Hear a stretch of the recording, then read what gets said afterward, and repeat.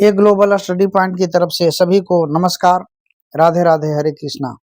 आज का यह सेट पार्ट 1 50 का दम केमिस्ट्री का ये सेट है जो कि बिना ऑप्शन के है और मेरा उम्मीद है कि इसमें से कम 4 से 5 प्रश्न आपके बोर्ड एग्जाम में आएंगे। अतः जो है ये आपके लिए विशेष तौर पर बनाया गया है, क्योंकि इसमें जो है आप आजमा कर देखिए कि आपको 50 में से कितना सही हो पाता है। इसीलिए इसको बिना ऑप्शन के दे दिया गया है कि बिना ऑप्शन के आप कितना बना पाते हैं, क्योंकि ये सारे प्रश्न आपको आपके बोर्ड एग्जाम के लिए सिलेक्टेड है। अब प्रारंभ करते हैं और हम एक प्रश्न में थोड़ी देर रुकेंगे, ज़्यादा नहीं, थोड़ी देर रुकेंगे। आप तब तक आंसर अपने मन में देख लीजिए या कहीं कॉपी पर लिख लीजिए। अब प्रारंभ करते हैं। कैल्शियम कार्बोनेट को गर्म करने पर कैल्शियम ऑक्साइड एवं कार्बन डाइऑक्साइड बनते हैं। यह किस प्रकार की रासायनिक अभिक्रिया है? अब आप जो है इसका उत्तर जल्द से जल्द दीजिए और अपने किसी नोट्स बुक में जरूर लिखिएगा कि आपका 50 में से कितना सही हो पाता है। चलिए इसका उत्तर हम जानते हैं। तो इसका उत्तर है अपघटन अभिक्रिया। अगला, क्लोरोफिल और सूर्य प्रकाश की उपस्थिति में पौधे वायु से कार्बन डाइऑक्साइड एवं पृथ्वी से जल ग्रहण करके अपना भोजन तैयार करते हैं। यह किस प्रकार की अभिक्रिया है? तो विद्यार्थियों सोचिए जल्दी। यह प्रकाश रासायनिक अभिक्रिया है। अगला, सिल्वर नाइट्रेट के जलीय विलयन में सोडियम क्लोराइड का जलीय विलयन डालने पर अविलेय सिल्वर क्लोराइड से पृथक हो जाता है। इस अभिक्रिया को क्या कहते हैं? तो इस अभिक्रिया को कहते हैं अवक्षेपण अभिक्रिया।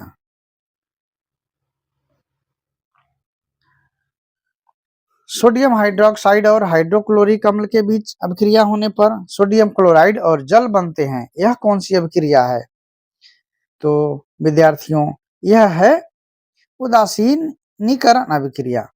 एक बात और, अभिक्रिया से एक न एक प्रश्न जरूर आपके आते हैं, इसीलिए जो है इन अभिक्रियाओं से जो है प्रश्न को सिलेक्ट किया गया है कि आप जो है इसका अभ्यास करें। समीकरण 2Cu प्लस O2 अभिक्रिया कर 2CuO बन रहा है। यह किस प्रकार की अभिक्रिया है? तो यह है आपको ऑक्सीकरण अभिक्रिया। हमारे शरीर में भोजन का पाचन कौन सी अभिक्रिया है? तो हमारे शरीर में भोजन का पाचन है अपघटन अभिक्रिया। रेडॉक्स अभिक्रिया में क्या होता है? तो विद्यार्थियों रेडॉक्स अभिक्रिया में ऑक्सीकरण एवं करण दोनों साथ साथ होते हैं। पेट्रोल का जलना कौन सी अभिक्रिया है? तो विद्यार्थियों पेट्रोल का जलना है दहन अभिक्रिया। खाना बनाने में प्रयुक्त द्रवित पेट्रोलियम गैस एलपीजी का प्रमुख अवयव क्या है? तो इसका प्रमुख अवयव है ब्यूटेन। जिस रासायनिक अभिक्रिया में प्रतिफल के साथ साथ ऊष्मा का उत्सर्जन होता है उसे क्या कहते हैं? तो उसे कहते हैं ऊष्माक्षेपी अभिक्रिया। अम्ल को जल द्वारा तनु करना कौन सी अभिक्रिया है? तो अम्ल को जल द्वारा तनु करने की अभिक्रिया है ऊष्माक्षेपी अभिक्रिया। किसी ताजा तेल को बहुत दिनों तक सुरक्षित रखने के लिए कौन सी गैस का उपयोग करते हैं? तो करते हैं नाइट्रोजन का उपयोग। जल का वैद्युत अपघटन करने पर मुक्त होने वाली हाइड्रोजन और ऑक्सीजन गैसों का मोल अनुपात कितना होता है? तो इसका मोल अनुपात होता है 2:1। वसा युक्त खाद्य पदार्थों को सड़ने से बचाने के लिए जिस बाहरी पदार्थ का इस्तेमाल किया जाता है वह क्या कहलाता है? तो वह कहलाता है एंटीऑक्सीडेंट।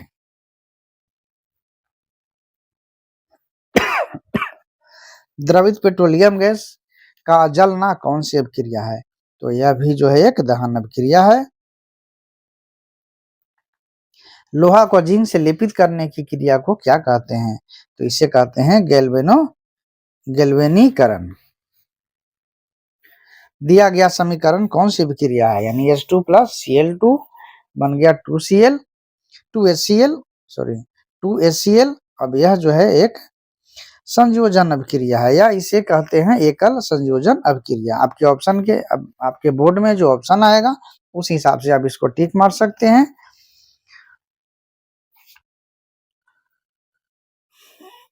लिटमस विलयन जब न तो अम्लीय होता है और न ही क्षारीय होता है तब यह किस रंग का होता है? तो विद्यार्थियों यह होता है बैंगनी रंग का।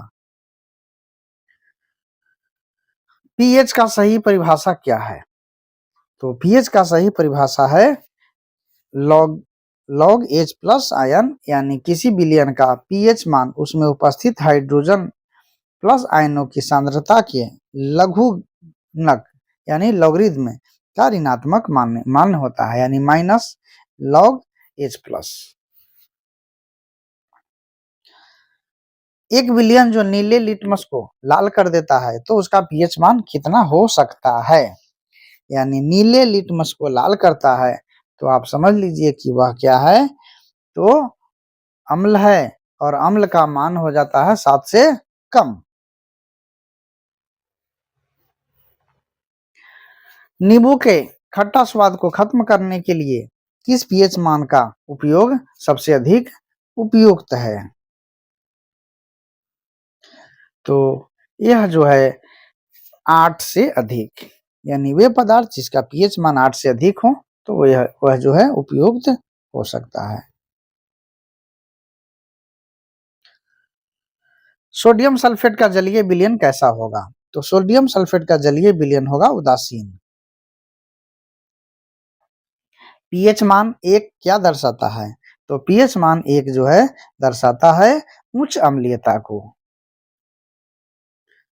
शुद्ध जल का पीएच मान कितना होता है? तो शुद्ध जल का पीएच मान होता है 7। बैटरी में कौन सा अम्ल होता है? तो विद्यार्थियों बैटरी में होता है शांत सल्फ्यूरिक अम्ल, यानी H2SO4।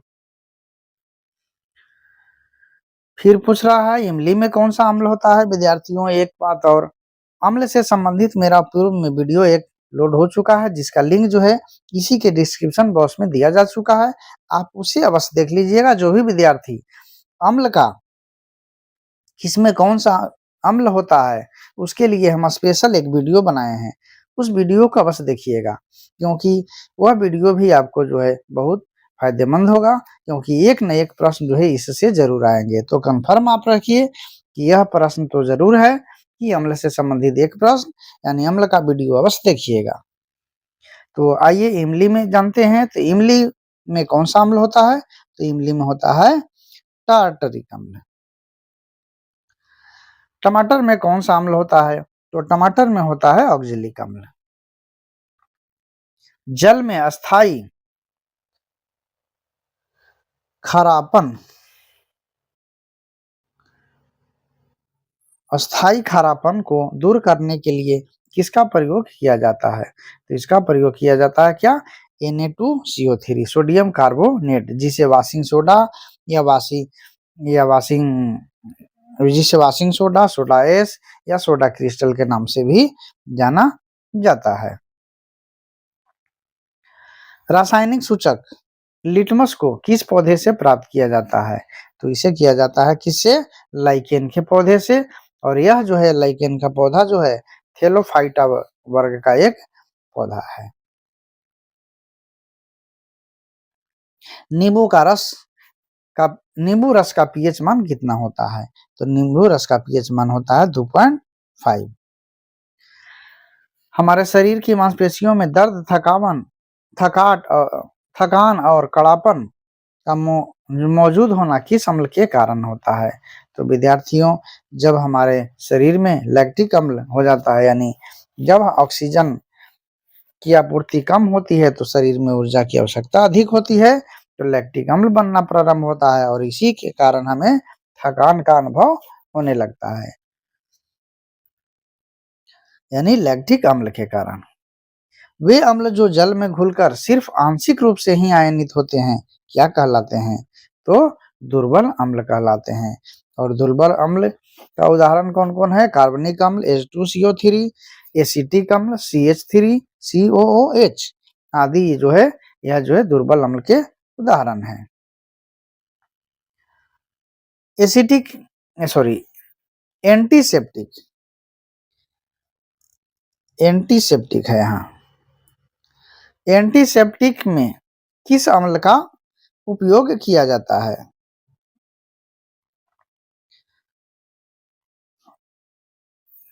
तो एंटीसेप्टिक में किया जाता है बोरिक अम्ल का H3BO3, यह भी एक दुर्बल अम्ल ही है। टाइपिंग मिसप्रिंट है। पावरोटी अथवा केक को उदासीन बनाने के लिए किस अम्ल का उपयोग किया जाता है? तो इसमें जो है आपको टार्टरिक अम्ल का उपयोग किया जाता है।